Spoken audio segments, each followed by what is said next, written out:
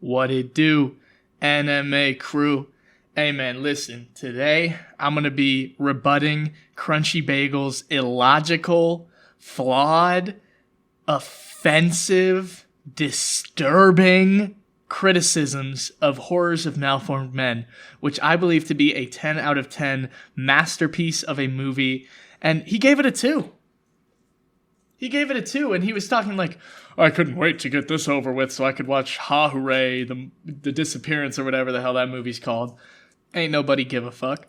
But I give a fuck about the slander that he's throwing on the name of one of the best movies ever. Now, I would not have recommended this movie to Crunchy if I knew what I knew about him now. And I'm not going to take any fault for that, because the reason that it's so out of touch with what I would recommend Crunchy these days is because he took 6 fucking months to do the rant. So, water under the bridge. But I didn't know then what I know now, and that's that Crunchy is just a sweetie pie. He's a cutie patootie. Don't let him fool you by saying he wants to make out with anime girls. He is an asexual organism that reproduces via mitosis, okay? He is not a sexual being. He has never had an impure thought in his life, and I just cannot imagine him having one, and that's where our main hang-up is. He doesn't like that the movie has boobs in it. He's very scared of the fact that there are boobs in this movie.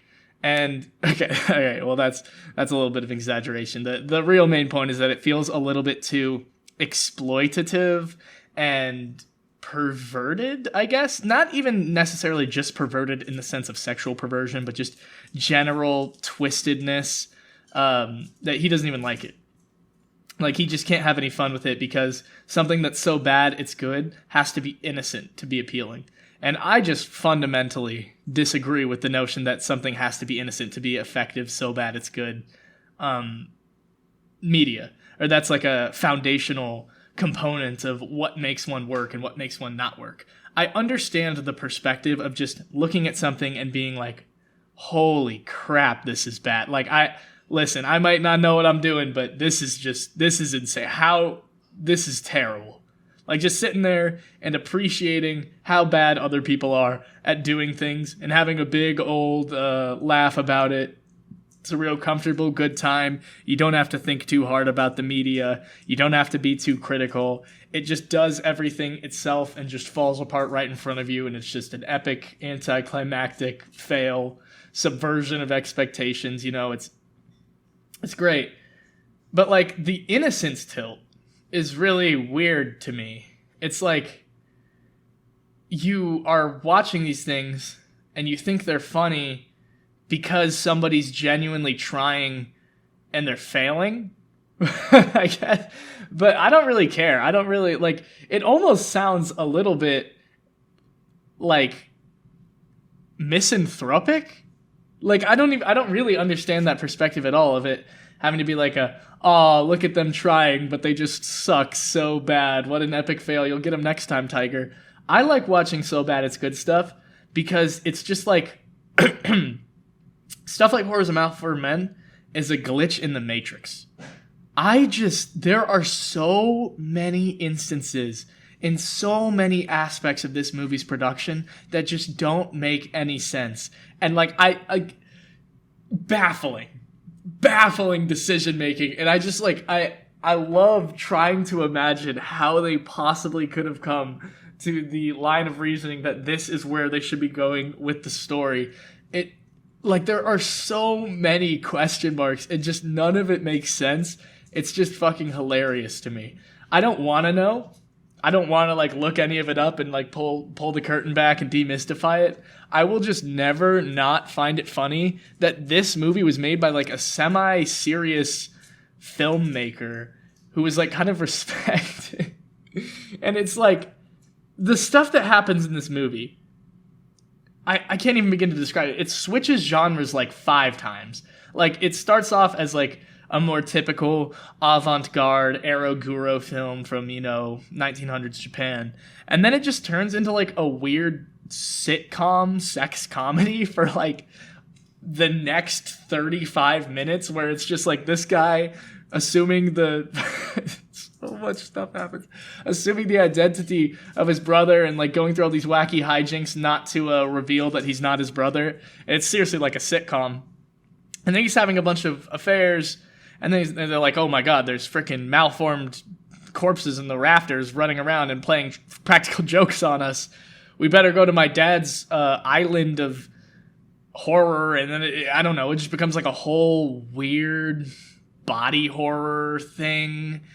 So it goes like avant-garde to like sleazy sex comedy to like straight up body horror, and then it tries to turn into like a fun detective thriller. Like his dad had locked up his mom for like cheating on him or whatever for like a billion, or not a billion years, but she locked him up with the guy she had an affair with, and she forced her, she forced her to eat her husband. How can you take this seriously? He forced her to eat her husband and like survive off of the maggots eating her husband's flesh, and she just lived without food for like several years, at like 16 years or something, just from like pure willpower. And then she's just sitting here alone, chained up in a fucking cave on the middle of like a utopia of horrors of malformity and just like disgusting body horror and insanity. And then they get down there and the guy's like, I'm gonna lock you guys up down here too, and you'll all be maggots that I'm gonna force this lady to eat. And then it's like, oh wow, these people are all going to die and be tortured, like horrible, horrible deaths. And then you just hear like, we're like fucking an hour and 20 minutes in the movie, you just hear, well, if it wasn't for me. And then they just introduce a detective character out of nowhere who spends 35 minutes uninterrupted re-explaining the entire sex comedy act and how he was pulling all the strings to try to find out the true identity of this island and everything. And he's like a private investigator. And the entire story is told just in this bright tint of green. Like this garish green. Like a lot of times with flashback sequences, director will go with like a sepia tint to communicate like a sense of like old-fashioned recording equipment, or it'll get a little bit hazy to sort of show that like dreamlike recollecting quality. This dude just went like this weird fucking CCTV green, and they're just like, fuck it, 30 minutes of that. And the stuff that he was doing was so ridiculous. He's like, I cut a hole in the sofa because I knew that the girl and the guy were going to have an affair on that sofa because it's the room that makes sense to have an affair in. And so I cut a hole in the side, or I cut a hole in the side so you can get in the sofa. And so you were waiting in the sofa, having them sit on you while they made love. And I know that because only you are so, I know it had to have been you because only you are so sick as to sit in a chair and have people have sex on. How do you take this seriously, Crunchy? I seriously, it blows my mind. But it's like, it's stuff like that. It's like, why did we go with the green? Why did we think this was gonna work? Why can't we stick with a consistent tone? Why are we like, why is there so much incest? There's so much, it's insane. Why is there just so much of that?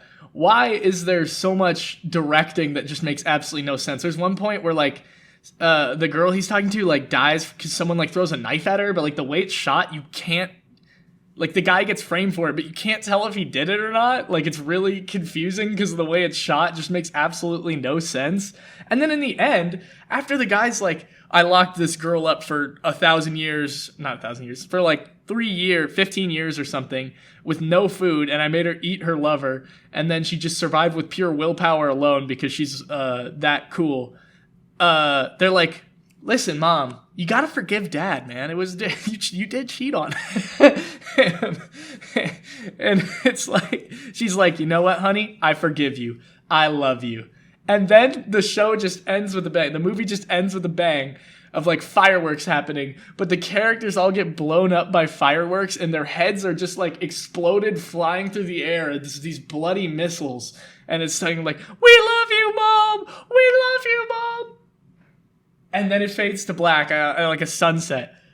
What does that mean? Why did we go with this as the ending? It blows my mind the amount of decisions that were made that just make no sense. But I know it's not random nonsense. They were trying to do something here. And the fact that it just at every turn just barely doesn't work and keeps twisting and turning, it refuses to be understood. It refuses to be logical, and it's just fucking hilarious. And it's, to be fair to it, it is part of a genre called Eroguro nonsense, which was sort of an artistic movement in like early 20th century Japan, I believe, where there was a very big emphasis on like unadulterated creative expression and all of the more grotesque and dirty things that entails. A lot of just the most powerful imagery humanly possible, with just like the most disturbing fetishes and gore and all that kind of stuff on display. To just really show warts and all somebody's artistic expression and just sort of paints a picture of absurdity. Just paint a picture of like a world that is not sacred, a world that there is no rules in. Quick little call back to my last rant. I think there might just be no rules, but it is an artistic movement that reminds me a lot of, and maybe this is part of why I like the movie so much as well. Reminds me a lot of like a dream I would have. The way it like just loosely follows a canon, but it switches genres so many times, but it's like still fitting into a genre, but it's just weird genre shifts once every 30 minutes. And then it'll just like introduce a random detective character at the end that resolves the whole thing. And then despite it not deserving a happy ending, it just fucking makes one within one scene because it feels like it. It's so baffling to me. And I love it so much, and I get it. Yes, it's dirty. It has a lot of sexual imagery in it. There's a lot of naked women in it. There's a lot of like gory stuff in it, I guess. I mean, it's actually not as bad as the name would imply as compared to other like Eroguro stuff I've seen from back in the day. But at the end of the day, it's like, bruh. Sexual and violent imagery is just the most striking and memorable imagery there is, just because of how humans are wired, because of evolution. That's just things that are kind of pertinent in our minds a lot. And with this movie in particular, it's just such a weird tone shift constantly, where it'll just like go sexual out of nowhere, and then it'll just like go gory out of nowhere. And then it'll just like go back to something so mundane, and then it'll like flip back and forth, and it'll have them there at the same time, and it just so strongly reinforces this sense of absurdity and just difficulty to parse that I find so alluring. It's just, they were trying to make such a strong point, I think, and none of it made any sense at all, and it's just hilarious. Like, I just can't wrap my head around how this movie came to be, how it came to exist, and that's just so beautiful to me. I'll never get over this movie. I could give you a scene for scene recap, even though I haven't seen it in like 2 years, and I probably will be able to until I die. Crunchy's wrong about it. I don't know why he needs stuff to be innocent if it's gonna be so bad it's good. I guess it's coming from the angle that like it's a very wholesome and fun time to just kick back and enjoy something that you fully understand and you can fully relate to. And it's like, oh, that was me a while back, and I'm glad I'm past that. How awkward, we're in a better spot now, and just, look back and appreciate that about your life. But for me, stuff is really only funny if it makes me uncomfortable in some way, and I have to awkwardly laugh to like shrug it off. So that's kind of my stance on it. I think it's a movie that very effectively encapsulates what Eroguro nonsense is all about, and that's just, what is this world we're living in? How does stuff like this exist? God is dead. But yeah, I was so big on this movie. I was so high on it. I would have never recommended it to Crunchy knowing what I know about his media sensibilities now, but once again, I just hadn't known back then. It's pretty funny, but yeah, I mean, I don't know. I just think he's a little bit of a punk bitch motherfucker for, not liking this movie and trashing it so hard. But hey, man, Anime Nation, let me know what you guys think down in the comments. Am I in the right? Is Crunchy in the wrong? What do you guys think? Those are kind of the two options I'm thinking right now. It's a great movie. Everyone should go out and watch it. It'll blow your mind. It's a 10 out of 10. Horrors of Malformed Men forever.